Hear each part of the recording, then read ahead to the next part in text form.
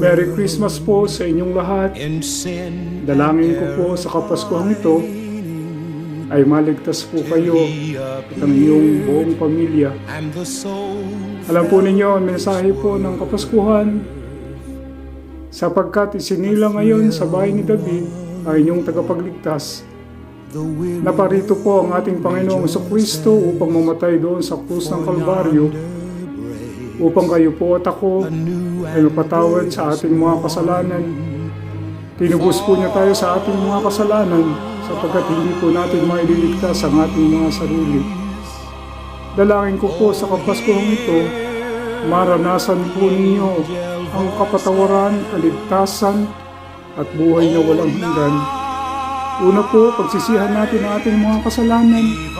Maniwala po tayo sa ating Panginoong Hesus sa kanyang ginawa doon sa krus ng Kalbaryo. At pangatlo po, tatanggapin po natin mayroong pananampalataya sa ating puso si Hesus bilang ating Panginoon at sariling tagapagligtas. Pwede po kayong manalangin ng ganito, sumubay po kayo sa akin. Napakahalaga po ang kaligtasan sa Kapaskuhang ito. Panginoong Hesus, salamat po.